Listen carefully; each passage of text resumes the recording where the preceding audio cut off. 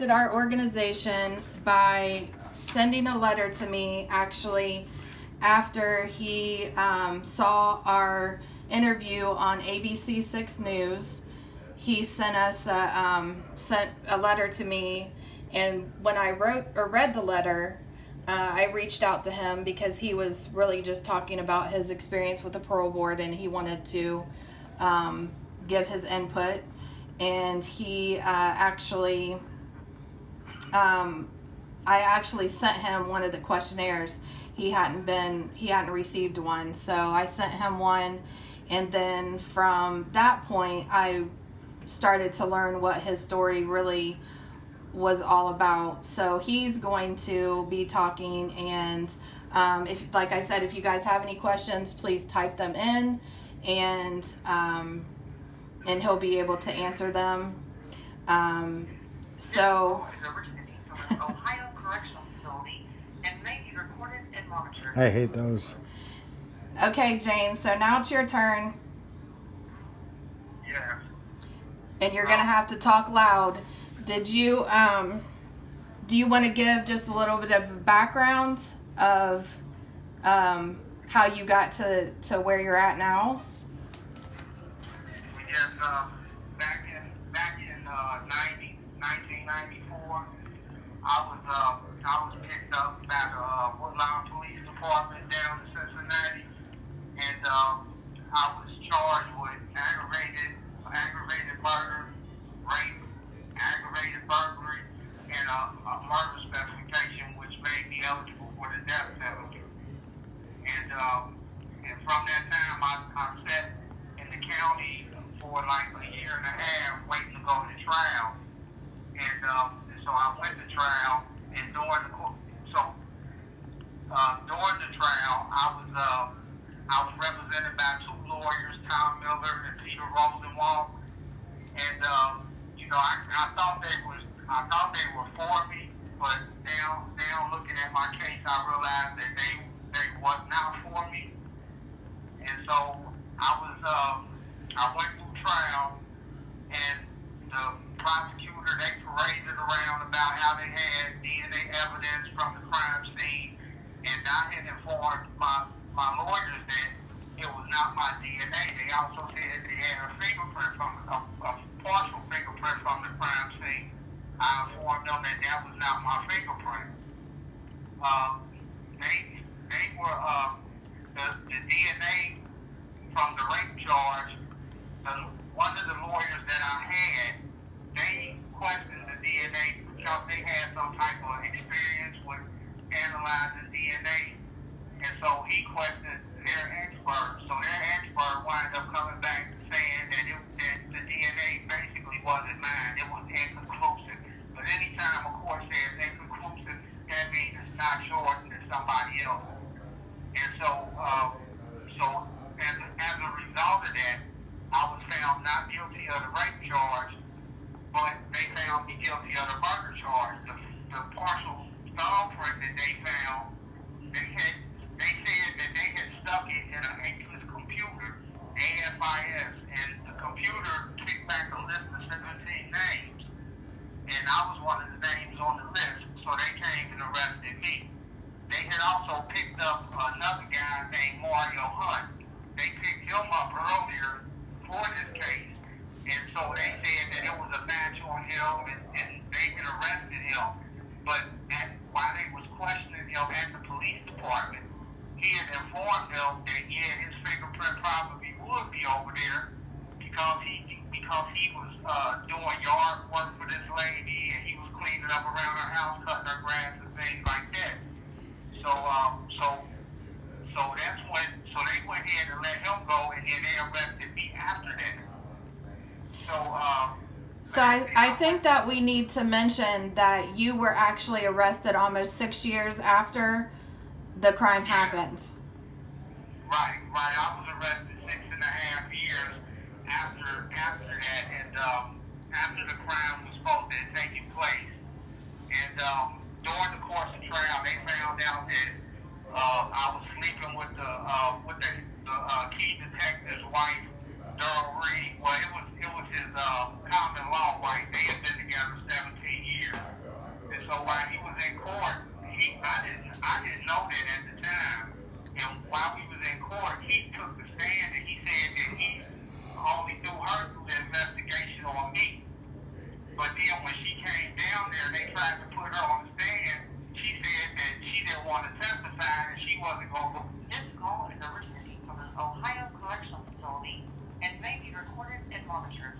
That she wasn't going to go up there, get on the stand and lie on me, and that if they put her on the stand, that she was going to tell everything and stuff that the courts didn't know, whatever that was.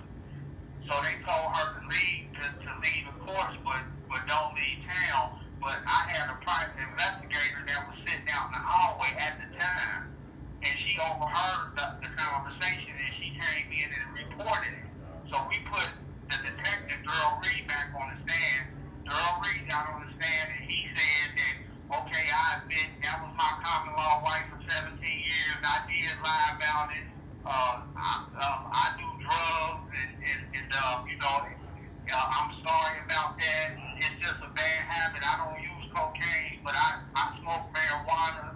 It was a habit that he had picked up from back on Woodstock or something like that. And so we went ahead and proceeded through trial. And as we were going through trial, we were addressing the fingerprint. And so as we were addressing the fingerprint, I had told my lawyers, I said, well, the fingerprint is not mine. So my lawyer said, well, I know that and you know that, but do you think this jury is going to believe that? This is an all-white jury. This is a white victim, and you're a young black man sitting here with all types of felony convictions, and you have been in every juvenile facility in the state of Ohio. And so I'm telling you, it's not my print. It's not my print. So to make a long story short, what he did was he went and said we was going to try to justify the print.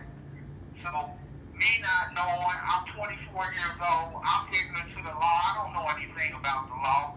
He goes to my brother David and tells my brother David, tell my sister and my brother Donald to take my brother David to Arizona and hide him. And so they was going to put me on the stand and say that, and have me say that my brother had went to the crime scene and that I went over there to look for him or something like that. I had went over there to look for him. And so as a result of that, my brother, he slandered his name, he slandered his reputation and everything else, trying to save my life, and that's what that was basically about. He was trying to save my life, because I was facing the death penalty. But it also placed you at the scene of the crime. And it also placed me at the scene of the crime. But I'm not thinking about any of that at the time. I'm just doing what my lawyer's telling me to do because, I'm thinking that they in my best interest and they trying to save my life. But they wasn't trying to save my life, and and my brother he faced all type of slander and everything else behind that, so I wound up going through trial. They found me guilty of aggravated murder, found me not guilty of the rape charge, found me guilty of aggravated burglary, and not guilty of the murder specification. So everybody was saying, so the big uproar was, how are you finding him guilty of the murder charge and not guilty of the rape charge? If he didn't rape her, he didn't kill her. So we tried to raise that argument in court, and the court, they wasn't hearing it. So the judge sentenced me, and I wound up going to prison. I tried to plead my innocence for years, and it never worked. So I tried to conform myself to the prison life and try to do everything I could. So, all I had was to look forward to the parole board because I didn't have no $50,000 or $60,000 to get to a lawyer. My family didn't have that kind of money to get to a lawyer. So I went ahead and did everything I was supposed to do, trying to stay out of trouble. But when I got to Lebanon Correctional, I did 15 years down in Lebanon, and so that wasn't the easiest place. This call is originating from an Ohio correctional facility and may be recorded and monitored. That wasn't the easiest place to do time, and you know, I mean, at the time that I walked in Lebanon, I mean, guys were getting dope, guys were getting raped. I mean, there was all types of mayhem going on at that prison. You know, but I went ahead and I did what I had to do to get by, and so I had been going around to different prisons and stuff, just trying to, you know, rehabilitate myself. And I wound up at Marion Correctional, and that's when I went to the parole board. And when I went to the parole board, before I even walked in the room, the parole board liaison, he told me, I asked him what did I think they were going to do, and he said, well, you got a murder charge, don't you? And I said, yeah. He said, well, it's going to give you a 10-year flop. And I said, for what? I haven't even been in the parole board yet. He said, well, that's what they do. This your first time up and you have a murder charge. That's what they normally do. And I said, but they haven't even heard the particulars to my case. And he said, well, I'm telling you, that's what they're going to do. So I went in there, and that's what they did. They gave me a 10-year flop. And they also questioned me about the rape charge. And Yeah, so before we talk about this, let's just recap it for a minute. So, Okay. 6 years after this crime happened, they pick him up on, what was it, a tip? Anonymous tip? Yeah, anonymous tip. You were charged with rape, aggravated murder, and burglary, right? Right. And then the DNA came back that he did not commit the rape, so they dropped that. He was facing the death penalty, but he still gets convicted of the murder and the burglary, even though the thumbprint came back as 17 people, a match to 17 people. So now he's doing his time, he gets to his minimum, and he's going into the parole board, and as soon as he's walking in, he's already been told that they're going to give him a 10-year flop. So when he gets in there, this is what the parole board did to him. So now you can continue. Yeah, they gave me a 10-year flop, and so I came back to my housing unit, and I waited a few days. They sent me a paper, and they told me, and they basically said that I had to take a sex offenders class, and I don't have a sex charge, so you're not allowed. They will not allow you to take a sex offenders class without having a sex crime. So basically, they set me up to be flopped again when I go back in 10 years because I don't have a sex crime. Right. And so, But when you tell them what they were saying to you when you were in your hearing, about the how they wanted you to say, how they were saying that they knew you were guilty and for you to just admit it. Yeah, they started telling me we know you're guilty. And one lady, she was just deliberately trying to argue with me, and I was trying my best not to argue because I didn't want. This call is originating from an Ohio correctional facility and may be recorded and monitored. Me and my family had already talked, and I was going in there trying to explain to them about my case and what transpired. But in between me getting to the parole board, I had spoke to guys in here, and they said, man, you can't go in there, plead no innocent, because if you plead innocent, they're going to say that you're not remorseful, you're not taking responsibility, and they're going to use that as a reason to flop you. Yep. You And know? it's true. And it's true because they do it to everybody. Right, so me and my family, we fell out because I thought that I said, I'm just going to go in there and whatever they say, I'm going to agree to it because I want to go home.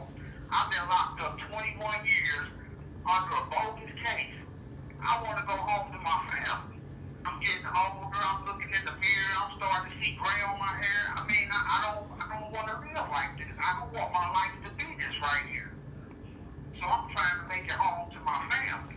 And for those of you that don't know, it's not the parole board's job to reinterrogate them about their crime. The parole board is supposed to look at their prison conduct And programming. Yeah, and programming. So they're not supposed to be discussing, what he did at the scene of the crime or whether he did it or not. They're not supposed to be discussing any of that. That's not their job. And people don't understand that they're not allowed to do that. If you look at their handbook, their responsibilities, any of that, their job is to look at their prison conduct. But they're going in and having these men, agree to things that they didn't do because they're scared. And, they want to, like he said, they want to go home. They're asking people, well, did you see the gun? Did you get out of the car? How far away were you? Were you down the street? What did you say? What did he say? Yeah. And that's not their job. So we just want to throw that out there. And then to let everybody know what happened, like when your mom heard the news and... Oh yeah, well, when I did get flopped, when I was in there too, also, I want to say this, Candace, when I was in there, like the whole time, the parole board members, they were sitting down, they were eating, they were sharing something on a tray, they were laughing with each other and whispering with each other, and they were on their laptop computers, and they wasn't even addressing me. Only one person was talking to me for a period of time. The other lady, all she was trying to do was argue with me. And as I said, I didn't want to argue with her, so when she started saying, well, I know you... This call is originating from an Ohio correctional facility and may be recorded and monitored. She was sitting there, well, I know you weren't charged with it, but I believe you committed this rape. You did do it, didn't you? Admit it. And I said, look, ma'am, I said, yeah, I did it. I said, whatever you got on paper, you're right. I don't defend none of that. I said, I'm here throwing myself on the mercy of this parole board, and all I'm asking for is an opportunity to redeem myself in society and get home to my family. That's all I'm trying to do. I'm not trying to defend anything, because I didn't want to argue with her. What were you saying to reiterate on, Candace? Your mom, what? Yeah.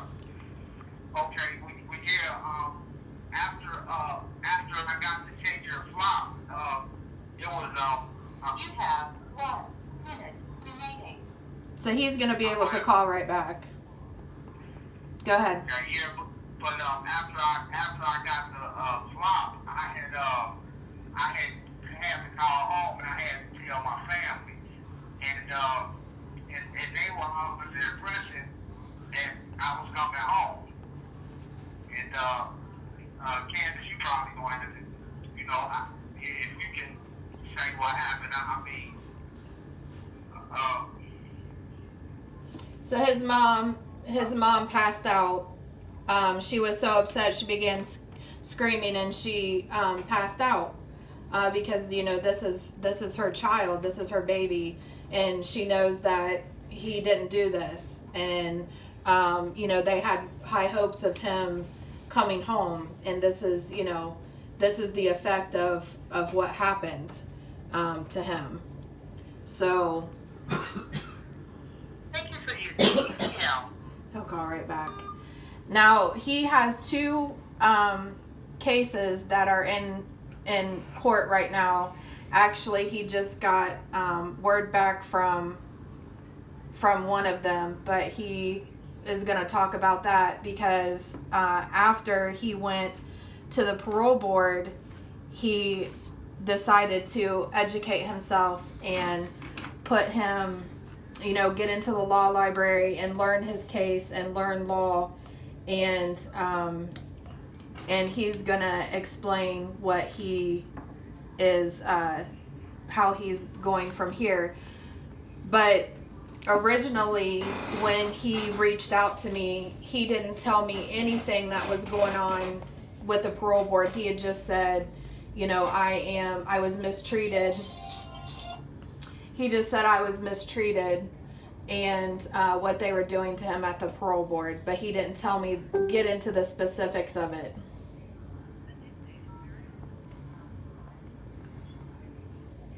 To monitoring and recording. Thanks for using GTL. Okay, so we got you back on here. Okay. So after, I was saying, after you went to the parole board, you were so, you know, you knew you needed to do something, so you decided to educate yourself about your case and get into the library. Right. I do wanna say this. When my mother, when she, like you said, when she found out about it, she stood in the middle of her living room screaming, and she passed out, and they had to take her to the hospital. And she's 85 years old, and later after that, she found out that she was going to have open heart surgery. So she came to visit me before she had her open heart surgery, and I assume she did it just trying to, just in case something didn't go right. And so after the visit was over with, she started crying, and my sister Joanne was with her, and she started crying, and she came up to me and she hugged me and she whispered into my ear. She told me that she asked God to allow her to live long enough to see me walk out of this prison. And that day, when I left that visit, I made a decision to go into the law library, and some things happened to get me down. This call is originating from the Ohio Correctional Facility and may be recorded and monitored. It was a God thing that took me down to the library, and when I went down there, it was a guy. As soon as I walked through the door, I was signing my name, and I never had messed with law books or none of that. You know, I had tried to mess with law, but I didn't know anything about the law. So I stepped in there and I was signing my name, and as I was signing my name, I looked up and there was a guy. It was an older guy sitting at the table, and he was staring dead at me with a smile on his face. And in prison, you know, you don't know what that's about. You know, and I mean, you automatically assume the worst, like, you know, what is this dude on? Is he trying to be on some funny stuff? I mean, you just don't know. So I immediately took defense. And so when I got done signing my name, I went over there and I asked him, I said, what's up, man? You know, and I mean, and I asked him in a defensive type of way, and he was like, oh, nothing, I ain't never seen you here before. And he started, asking me questions, and something just told me to calm my spirit, and I did that. And me and him started talking, and he said, he said, you know, you trying to look into your case? And I said, yeah. And he said, well, let me see your papers. And he looked at my papers, and he asked me what my sentence was, and I told him. And he asked me about my case, and I said, man, I was wrongfully convicted, man. You know, I didn't do this, man. And he said, well, it's one thing about a wrongful conviction. He said, if it's a wrongful conviction, then they had to do something wrong to get you in prison. And so he looked at my papers, and he saw something wrong with my case immediately. And he told me, he said, I'm gonna teach you this stuff, you know, and teach you about your case and show you everything that I see in your case already. And he did, you know, and God touched the man to show me everything. And so from that point, you know, I've been fighting my case. And right now, I found a motion down in the first appellate. I found a motion in the trial court down in Cincinnati judge by the name of Esther Cooper, once she got the motion, because of the way they sentenced me. They sentenced me to life in prison for the murder charge and 10 to 25 on an aggravated burglary with an actual 10 years. In the state of Ohio, life imprisonment that's not a sentence. 20 to life is not a sentence. It has to say life with parole eligibility after 20 years or life with parole eligibility after 30 years. Mm-hmm. It cannot say 20 to life or just life imprisonment. So with them giving me life imprisonment, that means the way they sentenced me, I would have to die, come back to life, and then start doing the 10 to 25 to be eligible to get out of prison. So in that, I said, well, if I had life imprisonment, then how did they determine when I was to go to the parole board? And so I wrote a letter to Bosco, the Sentencing Bureau Computation for the state of Ohio, and I asked them, I said, well, what is my sentence? I don't understand what's going on. And they said that my sentence was they wrote This call is originating from an Ohio correctional facility and may be recorded and monitored. They said that my argument wasn't with them, that it was with the courts. Because the way the court sentenced me, they had to translate my sentence to 20 years, then 20 to life, and then 10 to 25 for me to be legitimately doing time in the state of Ohio. And they're not a part of the judicial branch to be able to amend, modify, or aggregate your sentence. They cannot do that. The only person that can do that is the judge.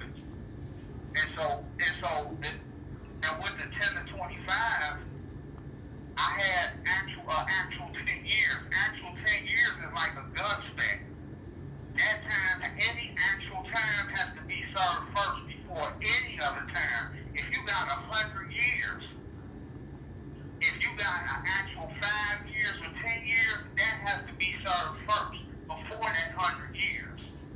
So the sequence of my sentence is messed up, and I have a sentence that's not even servable in the state of Ohio. And so I've been filing on it, and I filed a motion down in the Cincinnati courts.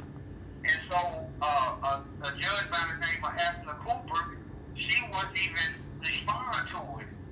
And so I had to file a motion procedendo to the appeals court, where it basically tells them to force her to make a ruling in my case. When I sent those papers down there to be filed at the clerk of court in Hamilton County, the clerk took my papers and filed it in the trial court instead of the appeals court. But the heading on my paperwork said to the appeals court. So they went and filed it in the trial court. And so when I called down there and inquired about it, he said, oh, it was a mistake. It was a mistake. I said, well, are y'all going to correct it? And he said, no, we just got to let it run its course. But they were really just trying to stall me. So what I did was I refound the real procedendo, and I sent it straight to the trial, to the appeals court with a letter telling them exactly what happened. Now, it was some papers that I needed for my case to defend, which was nine jury verdict forms to my case. I tried to get the court to give me their public record. I tried to get the courts to give them to me so that I can defend myself. They told me that I couldn't have them. I had to have a judge's permission. And I said, if it's public record, why would I have to have the judge's permission? Sir, I don't know. And she was being real evasive. So my niece Dina called down there and asked the lady. And the lady like panicked. And she said, look, if you want to come down here and get these papers, just don't tell me you're going to send them to him. Just tell me you ain't going to send them to him. And she said, ma'am, but they for his case. And she said, oh, just don't tell me you're going to send them to him. well, you come there, and she explained what office that she was supposed to come to. My niece never went down there to get them because I didn't need them. And I realized that I didn't need them because I had everything that I needed.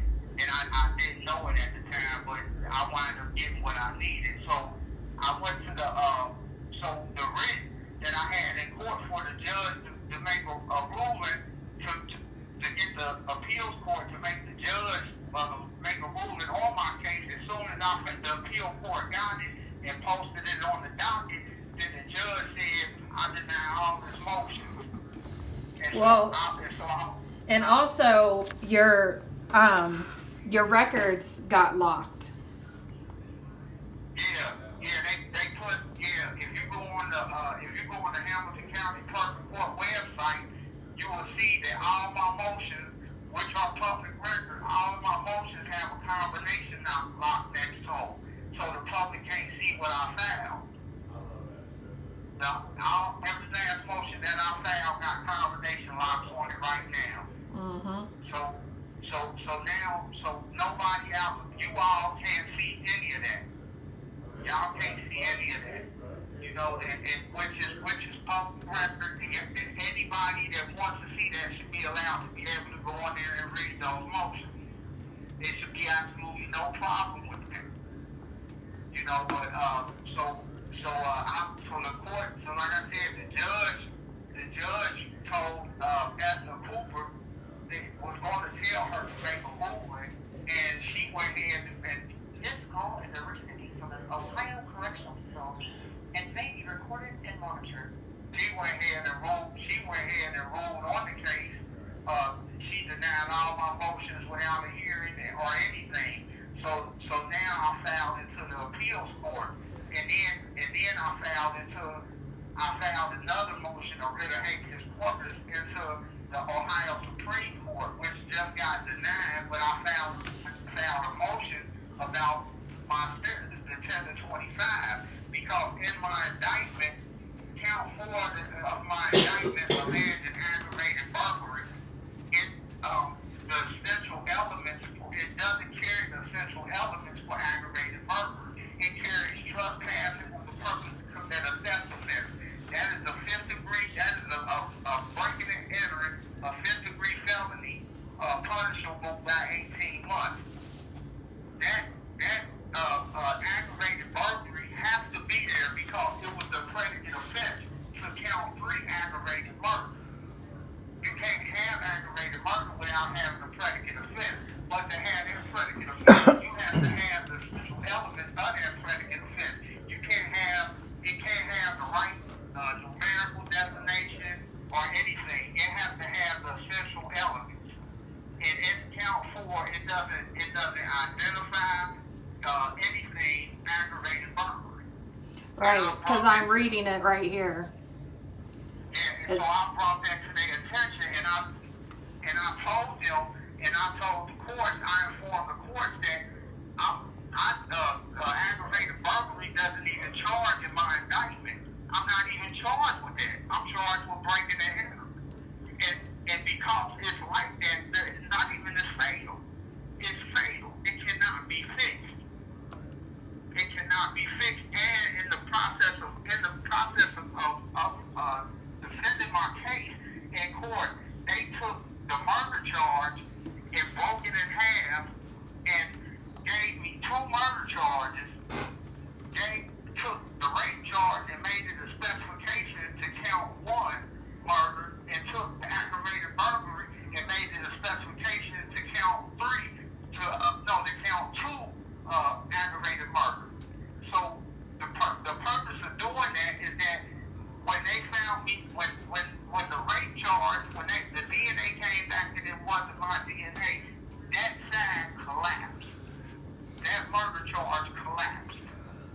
But the other murder charge, which is supposed to be only 1 murder, that second murder charge is not going to collapse.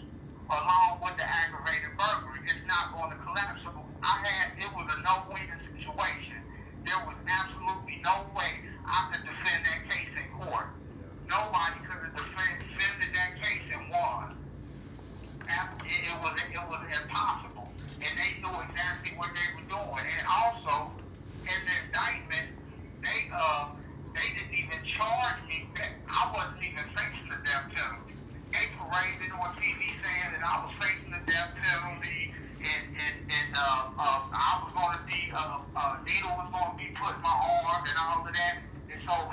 my funds that they gave me to defend my case were put towards trying to defend the death penalty.